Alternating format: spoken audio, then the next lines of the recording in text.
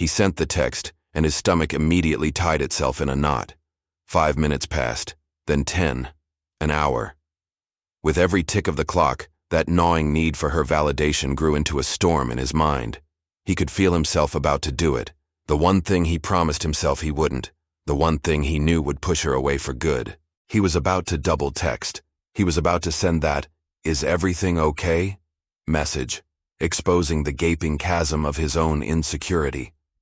But what if the secret to drawing her closer wasn't to chase, plead, or perform? What if the path to becoming truly unforgettable had nothing to do with modern dating tricks and everything to do with an ancient wisdom forged over 2 millennia ago?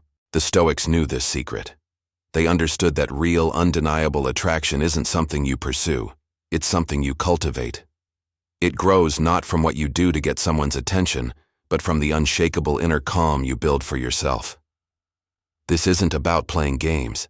This is about building a type of power so profound, it's perceived as magnetic. We live in a world that's constantly screaming for our attention, a world that teaches us to seek validation at every turn. We refresh our notifications, measure our worth in likes, and bend our personalities to be more appealing to others. In the world of dating, this creates a toxic cycle of neediness. We become emotional chameleons, changing our colors to match whoever we want, and we lose ourselves in the process. We text too much, agree too easily, and drop our own plans at a moment's notice, all for a desperate shot at affection. And then we're left wondering why they lost interest, wondering why they pulled away. Here's a hard truth. Sometimes people don't abandon us. We unknowingly push them away. That constant search for approval, the emotional reactivity, the lack of a solid inner core, these aren't attractive qualities. They signal a deep insecurity, a void you're asking someone else to fill. But the ancient Stoics, philosophers like Marcus Aurelius, Seneca, and Epictetus, offered a radical alternative. They taught that a good life, a strong life, is built on an internal foundation. As they said, you have power over your mind, not outside events. Realize this, and you will find strength. This isn't about becoming cold or emotionless. True Stoicism actually cultivates warmth, patience, and compassion. It's about mastering your inner world so you are no longer a slave to your impulses. It's about building a psychological fortress of safety and stability that not only brings you peace but becomes incredibly attractive to others. A person with a Stoic mindset is the rock that stands firm in the face of drama and uncertainty. That stability is one of the most attractive qualities a person can have because it makes others feel safe in their presence. Today we're breaking down the 5 essential Stoic habits that transform you from someone who chases attraction into someone who embodies it. These aren't quick fixes or manipulative tactics. This is a fundamental shift in your operating system, a way to build an unshakable inner calm that becomes the very source of a powerful, undeniable attraction. Habit 1.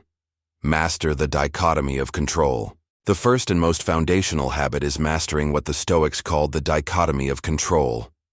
The philosopher Epictetus laid it out with perfect clarity. Some things are up to us, and some things are not.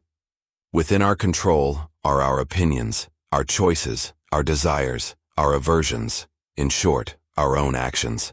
Outside our control are our bodies, our possessions, our reputation, and most importantly for this conversation, the opinions and actions of other people. This single idea is the antidote to neediness. The needy person's entire emotional state is chained to things they can't control. They obsess over whether someone will text back. They agonize over how they're perceived. Their happiness rises and falls with the moods and whims of another person. This is a recipe for misery, because as Epictetus warned, if you want something outside your control, you are bound to be disappointed. Think back to the man staring at his phone, his anxiety spinning out of control. His suffering isn't caused by the silence. It's caused by his desperate desire for a specific outcome he cannot control, her immediate reply. He has staked his inner peace on an external event. The Stoic approach is to relentlessly focus your energy only on what you can command. You can't control if she texts back, if she likes you, or if she wants to see you again. But you can control how you respond. You can control your thoughts about it. You can control your actions. You can choose to put your phone down and invest that time and mental energy into something that serves your purpose. Reading a book, working on a project, hitting the gym, or just being present in your own life. When you truly internalize this, a profound shift occurs. That frantic chasing energy just vanishes. You stop seeing rejection as a personal failure and instead see it for what it is, an outcome that was never in your control to begin with. As Marcus Aurelius wrote, "If you are distressed by anything external, the pain is not due to the thing itself, but to your estimate of it, and this you have the power to revoke at any moment." When a date doesn't lead to a second one, the untrained mind says, "I wasn't good enough." The Stoic mind thinks, "Our paths don't align, and that's okay." This shift is powerfully attractive. Why? Because a person operating from the dichotomy of control radiates self-possession and emotional stability. They aren't easily rattled. Their self-worth isn't on the line in every interaction. They possess a groundedness that is both rare and compelling in a world of emotional chaos. People are drawn to this stability. It creates a feeling of safety and respect. This isn't about pretending not to care. It's about genuinely placing your well-being in the one place it can't be taken from you, your own mind. This calm, centered energy is the bedrock of Stoic attraction. It tells the world you're the master of your own life, not a puppet. Habit 2. Suspend desire and practice restraint. This next habit flows right from the first, but it targets one of our most destructive emotions, desire. The needy person is consumed by it. They want a specific person, a specific outcome, and they want it now. This unchecked desire is what fuels obsessive thinking, anxious behaviors, and the very pressure that suffocates attraction before it can even start. Epictetus gave some radical advice here. He said to suspend desire completely for now and restrict yourself to your own choices. In other words, he argued that freedom isn't found by satisfying your every craving, but by removing the craving itself. What does that look like in dating? It means you have to learn to practice restraint. In a world of instant gratification, where everyone is a swipe away and communication is nonstop, the person who shows patience and self-control immediately stands out. Think about the typical modern dating pattern. You have a great first date. The needy impulse is to immediately text them, tell them what an amazing time you had, and ask when you can see them again. You're projecting all your desire, seeking immediate reassurance. You're trying to lock down the future. A Stoic practicing restraint does the opposite. They enjoy the date fully, in the moment. Afterward, they let the experience breathe. They don't rush to fill the silence. They don't unload their desire onto the other person.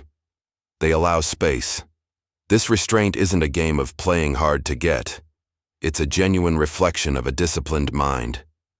The philosopher Seneca taught that we should discipline ourselves in small things to prepare for bigger challenges. Resisting the urge to double text is a small discipline. Not immediately demanding to know where things are going is a greater one. This self-control communicates something incredibly powerful. It says your life is full. You aren't just waiting by the phone for your next hit of validation. You have a purpose, hobbies, a mission that commands your attention. A man with a purpose is a man in control, and that is inherently attractive. This restraint also creates anticipation and tension. When you don't reveal everything at once, when you pace interactions and allow for space, you create a sense of mystery. The other person starts to wonder about you. They lean in. Instead of feeling pushed, they begin to pursue because you are not. Epictetus compared it to being at a banquet. If a dish is passed to you, take a polite portion. If it passes you by, don't grab for it. If it hasn't arrived yet, don't project your hunger toward it. Just wait patiently. This is the attractive power of restraint. It signals high value. The things we have to wait for, the things that aren't immediately available, are what we tend to desire most. By suspending your immediate desires and practicing self-control, you stop being the one who wants and become the one who is wanted. Your patience becomes a quiet display of power, a sign that you are not ruled by impulse, but by intention. Habit 3. Transform perception to eliminate injury. The third habit is a deep, internal rewiring of your mind. It's about understanding that events themselves don't hurt us. Our judgments about them do. This is one of the most liberating principles in all of Stoic philosophy. Marcus Aurelius put it bluntly: reject your sense of injury, and the injury itself disappears. He also wrote, everything we hear is an opinion, not a fact. Everything we see is a perspective, not the truth. Let's apply this to the common pains of dating. Imagine you get ghosted.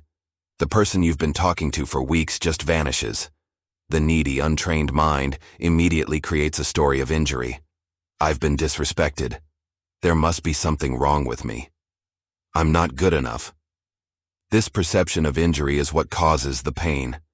You're suffering not because they stopped texting, but because of the meaning you've attached to it. A Stoic practices transforming their perception. They see the event for what it is, an external thing outside their control, and consciously choose not to add a negative judgment. Instead of, I've been disrespected, the thought becomes, their communication has stopped. Instead of, I'm not good enough, it becomes, their priorities shifted. This isn't denial, it's a refusal to author your own suffering. As Marcus Aurelius said, choose not to be harmed, and you won't feel harmed. Don't feel harmed, and you haven't been. This practice builds an incredible emotional resilience that is deeply attractive. A person who isn't easily injured is a person who is emotionally strong. Think about it from their side. When someone can handle disappointment or a change of plans with calm acceptance rather than anger or despair, it signals immense strength of character. It shows their ego isn't fragile. They aren't looking for you to be the source of their emotional stability because they generate it from within. This emotional fortitude becomes a psychological fortress. It makes others feel secure. When someone knows they can be honest with you, or change their mind, or have a bad day without causing you to spiral, it creates a profound sense of safety. That feeling of safety is a powerful foundation for genuine connection. Weak reactive behaviors are seen as unattractive because they create instability. But the man who remains unmoved, who can take a no without it crushing his spirit, becomes a rock in a sea of emotional turbulence. So before we move on, I want you to commit this idea to memory. Say it out loud if you have to. My perception is my power. Let that sink in, because internalizing this will change everything. Write it in the comments below to affirm it. My perception is my power. Now, stay with me, because our next habit builds on this to create an aura of quiet confidence that speaks louder than any words. Habit 4. Cultivate meaningful silence. Our fourth habit is countercultural but incredibly potent: the practice of cultivating meaningful silence. We live in a world of noise. People overshare, speak just to fill dead air, and constantly try to prove their worth with words. The needy person, in particular, talks too much. They over-explain, they brag to impress, and they ask endless questions seeking reassurance. Their words are a tool to extract validation. The Stoics argued for the opposite. Epictetus advised, be silent for the most part, or speak only what is necessary, and in few words. This wasn't about being rude or antisocial. It was about understanding that words have weight, and that true power lies in thoughtful, deliberate communication.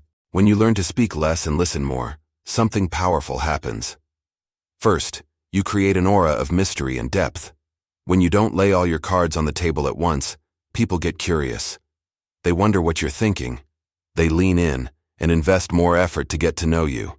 Predictability is boring. A little mystery is intriguing.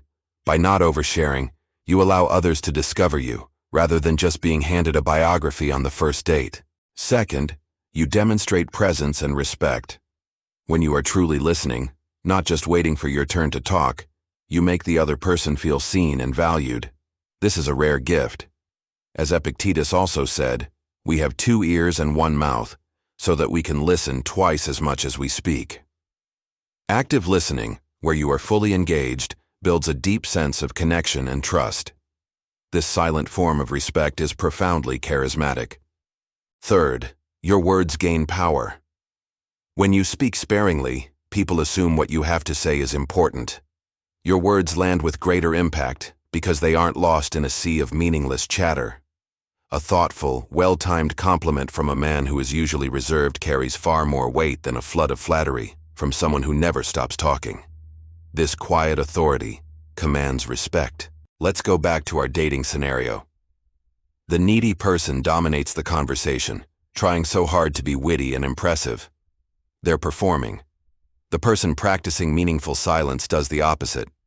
They ask open-ended questions, and then genuinely listen. They're comfortable with pauses, allowing them to create a relaxed, confident vibe. They aren't trying to impress. Their self-assurance speaks for itself. This calm, observant energy is magnetic. It signals that you are not there to take or extract validation, but to understand. This isn't about being cold or withdrawn. It's about replacing anxious talking with calm observation. It's about letting your presence speak for you. A man who is comfortable in his own silence is a man who is secure in himself. And that quiet confidence is one of the most powerful forms of attraction there is. Habit 5. Pursue virtue and purpose. Above all else. This final habit ties everything together. It's the relentless pursuit of virtue and purpose. For the Stoics, the ultimate goal wasn't happiness, wealth, or even love, but to live a life of virtue, wisdom, justice, courage, and self-control. Living a virtuous life meant continuously working to improve your character. That pursuit of self-improvement becomes your ultimate purpose. The needy person, on the other hand, makes another person their purpose. Their goal is to win their affection. Their life revolves around impressing and obtaining this one person. This is a fatal flaw.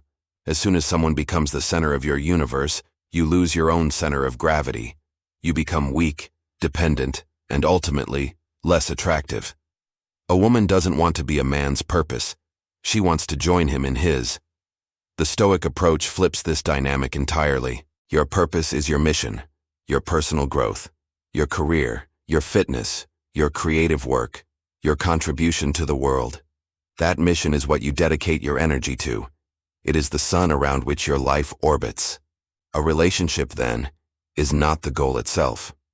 It's a preferred indifferent, something wonderful that can be added to your life, but not something your self-worth depends on. When you are a person of purpose, you are no longer chasing, you are on your path. You can invite others to walk alongside you, but your direction isn't dictated by them. This energy is incredibly compelling. A man driven by a mission larger than any single relationship radiates certainty and self-worth. He doesn't have time to be needy because he's too busy building his empire, whether that empire is a business, a body of work, or his own character. As Seneca wrote, "Putting things off is the biggest waste of life. The whole future lies in uncertainty. Live immediately." The man of purpose embodies this. He isn't waiting for a relationship to start his life. He is living it, right now. This is the ultimate attractive frame. Your time is valuable. Your energy is focused. Your presence is a gift, not something to be handed out freely to anyone who shows a flicker of interest. When a woman sees that your purpose comes first, she understands that your attention is something to be earned. She begins to compete for your time and respect, instead of you competing for hers. This shift isn't a strategy. It's the natural result of a man who knows his own value because he is constantly creating it through his actions. This commitment to virtue also makes you a better partner. A person dedicated to wisdom, justice, courage, and self-control is, by definition, striving to be honest, fair, resilient, and disciplined. These are the very qualities that build a healthy, lasting relationship. We started with a man tormented by an unanswered text, caught in a downward spiral of neediness, about to push away the very thing he wanted. His mistake wasn't his desire, but where he aimed it. He was looking for power, validation, and peace from the outside world, a world he could never control. The 5 Stoic habits show us a different path. It's a path that leads inward. First, you master the dichotomy of control, focusing your energy on your own mind and actions, building an unshakable foundation of inner calm. Then, you practice restraint, creating a magnetic space for attraction to grow without being suffocated. You transform your perception, building an emotional resilience that signals profound strength. You cultivate meaningful silence, allowing your quiet, observant presence to speak with more authority than empty words ever could. And finally, you pursue a purpose above all else, becoming a man on a mission whose drive is powerfully attractive. These aren't tricks, This is a transformation. It's the process of building an inner citadel, a fortress of calm and self-respect that no person or event can ever breach. Real attraction isn't chaste. It is the effortless byproduct of a well-controlled, self-respecting inner world. It's the natural gravity that emanates from a man who has found his center and refuses to be moved. The world doesn't make you attractive. Your mastery of your inner world does. In a world of chaos, that kind of stability is irresistible. The journey to Stoic strength begins with a single step. Look back at the 5 habits we discussed. Which one hit home the most for you? Which one will you start practicing today? Let me know in the comments below which habit you're choosing to focus on. Declaring your intention is the first step to making it real. If this has sparked something in you, and you're ready to continue building that inner strength and unshakable confidence, then like this video and subscribe to the channel. Share it with another man who needs to hear this message. Together, let's stop chasing and start building. Become the prize.